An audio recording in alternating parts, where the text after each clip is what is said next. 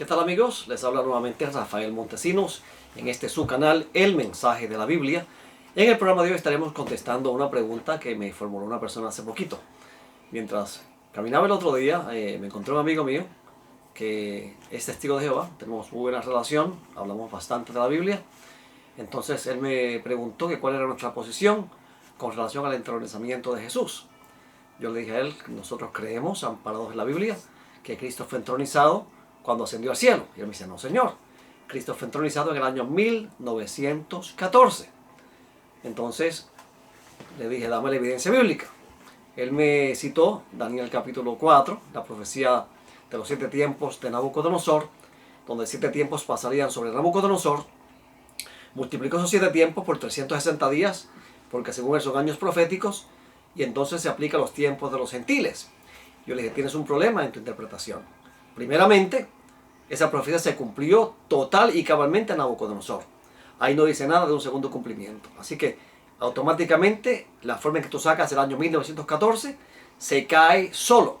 No tiene base bíblica ninguna. Inclusive, la fecha que utilizas como punto de partida, el año 607 a.C., es totalmente erróneo, porque Jerusalén cayó en el año 586 a.C. y así lo testiguan prácticamente todos los historiadores, uno por uno, ni más ni menos, todos. Así que no hay forma que la fecha del año 1914 sea una fecha que se pueda determinar, sacar o computar con la Biblia. Segundo, yo quiero que me des un tiempo para explicarte mi posición con la Biblia y demostrarte que fue en el año 31 cuando Jesús ascendió al cielo, que fue entronizado, y no en el año 1914. Y me dice, muéstrame la evidencia. Así que le dije, vamos a comenzar con la ascensión de Jesús. En Hechos capítulo 1, versículos 9 al 11 dice que estaba Jesús allí con sus discípulos, y dice allí, y dicho esto, fue alzado, viéndolo ellos, y una nube le ocultó de sus ojos. Esto ocurrió luego que él les dijo a ellos que recibirían poder cuando viniese sobre ellos el Espíritu Santo, y que serían testigos suyos en Jerusalén, en toda Judea y Samaria, y hasta lo último de la tierra. Les dio la gran comisión y les dijo, esperen en el aposento alto hasta que descienda el Espíritu Santo, con poder. Y entonces, dicho esto, fue alzado. Viéndolo ellos, dice allí, viéndolo ellos no estaban viendo un fantasma, no estaban hablando con un espíritu, estaban hablando con el Jesús que resucitó. Si usted tiene duda en cuanto a cómo resucitó Jesús, le invito a ver el programa anterior que habla de la señal de Jonás, para que usted vea cómo fue Jesús resucitado con su cuerpo físico con el cual murió. No existen resurrecciones espirituales en la Biblia. Tal cosa no existe. Resurrección es el levantamiento del cuerpo que murió y fue sepultado. No es otra cosa. Eso es resurrección. Así que Jesús resucitó con su cuerpo físico, con sus propias heridas en las manos, en el costado, en los pies. Así se apareció a los discípulos, comió ante ellos. Luego entonces resucita, les da la gran comisión. Está siendo alzado ante ellos, viéndolo ellos, una nube lo ocultó de sus ojos. Entonces el amigo me dice, haga una pausa ahí, Rafael.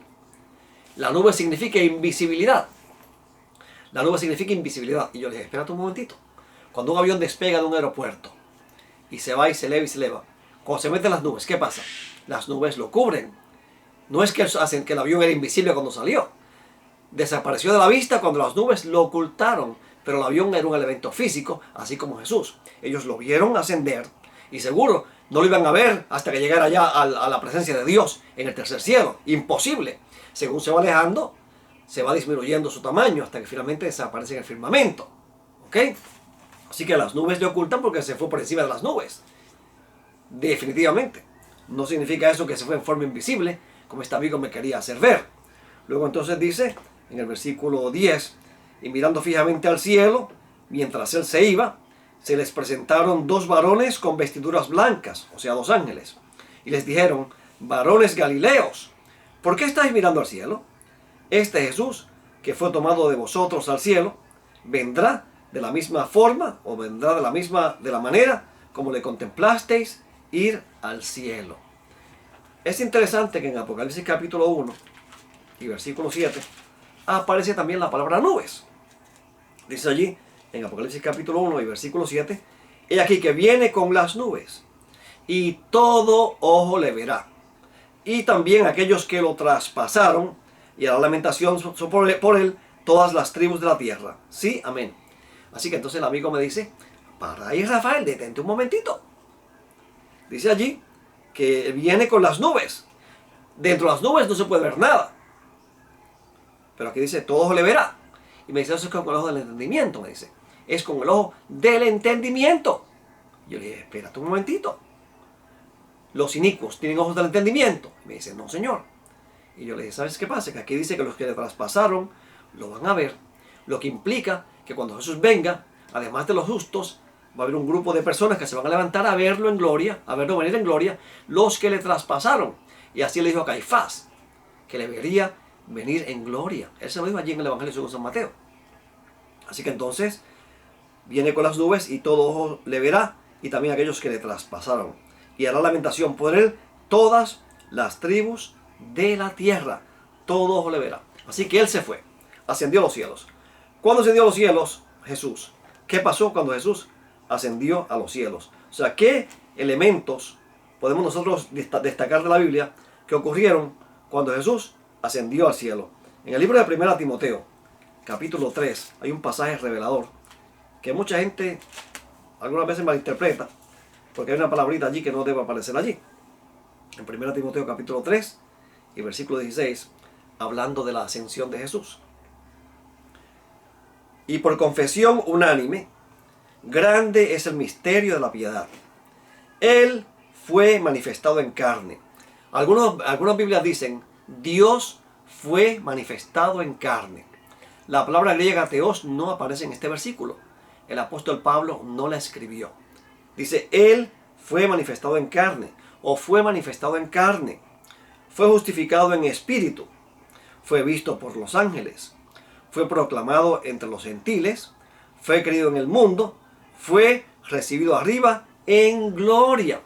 O sea, según este versículo, aquel que vino en carne, el verbo que en el principio estaba con Dios y era Dios, se hizo carne. Según Juan capítulo 1, versículos 1 y 14.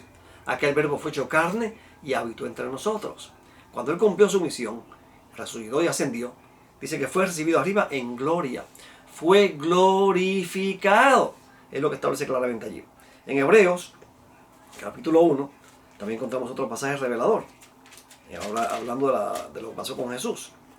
Dice aquí en el versículo 3, quien siendo el resplandor de su gloria. Este versículo lo explicamos aquí en un tema anterior, vea lo que es muy interesante. Jesús es la irradiación de la gloria de Dios. La gloria del Padre es la misma gloria de Jesús, ni más ni menos. Y la imagen misma de su ser. Jesús es el carácter, el instrumento. Él no es una copia de Dios, es el instrumento, es la misma sustancia de Dios. Es la misma naturaleza de Dios. Y quien sustenta todas las cosas con la palabra de su poder, habiendo efectuado la purificación de los pecados, se sentó a la diestra de la majestad en las alturas. Y esta última parte es la que me interesa. Se sentó a la diestra de la majestad en las alturas. La expresión se sentó para un hebreo de los tiempos de Jesús, para un hebreo de los tiempos del Antiguo Testamento, implicaba comenzar una función. En el libro de Daniel capítulo 7 y versículo 9, el juez se sentó y los libros fueron abiertos. En otras palabras, comenzó el juicio. El juez comenzó a ejercer como juez en ese momento en que se sentó. Sentarse implica comenzar una función. Así que aquí se nos dice en Hebreos 1:3 que Cristo ascendió al cielo y se sentó. Y nos dice dónde se sentó. A la diestra de la majestad en las alturas. Porque Él comparte el trono con el Padre. Por eso en Apocalipsis capítulo 22 y versículo 3 se le llama el trono de Dios y del Cordero. Comparten el mismo trono. Hay varios versículos más en Hebreos. Por ejemplo, Hebreos capítulo 8. Hay otro versículo aquí, versículo 1. Ahora bien, el punto principal de lo que venimos diciendo es que tenemos tal sumo sacerdote que se sentó a la diestra del trono de la majestad en los cielos. Así que entonces, como sumo sacerdote, Cristo se sentó. ¿Qué significa que se sentó? que comenzó su función sacerdotal en el cielo al momento de su ascensión, cuando fue glorificado, cuando fue recibido arriba en gloria, cuando se sentó a la diestra del Padre. En el capítulo 12 de Apocalipsis, de Hebreos otra vez, versículo 2, dice lo siguiente: puestos los ojos en Jesús, el autor y consumador de la fe, el cual por el gozo puesto delante de él, soportó la cruz, y despreciando lo oprobio, se ha sentado a la diestra del trono de Dios. Aquí el apóstol Pablo está usando verbos que señalan una acción que ocurrió en el pasado. Él ya se ha sentado, él ya se sentó. Auristo se sentó. Entonces se ha sentado un participio. Se sentó, se ha sentado. Elementos que ocurrieron en el pasado, pero en el participio te dice que se sentó y sigue sentado. O sea, sigue ejerciendo esa función. Él se sentó y sigue ejerciendo. ¿Ok? No fue que se sentó y ya se acabó. No, señor. Sentarse implica comenzar una función. Ahora, en Hebreos capítulo 7, vamos a ver qué funciones iba a ejercer Jesús. Qué funciones iba a comenzar a ejecutar Jesús. En Hebreos 7:1 dice: porque este Melquisedec, rey de Salem, sacerdote del Dios Altísimo, el cual salió al encuentro de Abraham cuando regresaba de la derrota de los reyes y lo bendijo. Paro aquí, me detengo aquí. Melquisedec era rey de Salem y sacerdote del Dios Altísimo. Este rey, contemporáneo de Abraham, a quien Abraham le dio los diezmos de todo, luego de vencer los reyes que tomaron cautivo a Lot y a su familia. Entonces, este hombre, Melquisedec, fue rey y sacerdote. Pero entonces, en el versículo 7, hablando de Jesús y comparándolo con Melquisedec, dice lo siguiente. No es el versículo 7. Es... o sea, tengo un chancecito, me pasé la página. Un momentito, que estamos aquí buscando. Es 1.17, aquí está. Estas letras de la Biblia textual son tan pequeñitas, siempre protesto sobre ello, porque esos numeritos casi no se ven. Yo espero que cuando los editores de la Biblia textual la editen nuevamente, la revisen, por favor, esos numeritos más grandes y más oscuritos, que se vean. Es muy difícil buscar en esta Biblia versículos, porque los numeritos, además de que son chiquititos, lo hicieron con una letra muy clara y que casi no se ve. Dice aquí, versículo de Hebreos 7:17. Pues se da testimonio, tú eres sacerdote para siempre, según el orden de Melquisedec. Cristo Jesús es sacerdote bajo el nuevo pacto, según el orden de Melquisedec. Melquisedec fue rey y sacerdote. Y Jesús también es rey y sacerdote. Ahora, me dice este muchacho que está hablando conmigo, testigo de Jehová, Rafael Montesinos. Está bien, te acepto que Jesús fue entronizado en el año 31 o 33, dicen otros, y que allí comenzó su labor sacerdotal. Pero no su labor real. Su labor real como rey comenzó en el año 1914. Y vuelvo a digo, Rubén, mi amigo Rubén, ya te demostré con la Biblia que la profecía de Nabucodonosor en Daniel capítulo 4 no tiene doble cumplimiento. Por lo tanto, la base que ustedes tienen para sustentar en 1914 es una base de arena movediza, que no existe, que no se puede justificar, porque esa profecía no tiene un doble cumplimiento. Inclusive está la sección histórica del libro de Daniel y se cumplió totalmente en Nabucodonosor. Los 7 tiempos o 7 años se cumplieron en Nabucodonosor cuando estuvo loco 7 años. Perdió la mente y estuvo con las bestias del campo, andando por todo el campo por 7 años, al cabo de los cuales levantó su vista a Dios y reconoció a Yahweh como el Rey del cielo, y Dios le devolvió su mente y le devolvió todo nuevamente. ¿Ok? Ahora, él me dice, no, el sacerdocio es una cosa y el rey es otra. Yo le dije, mira, Cristo es rey y sacerdote simultáneamente.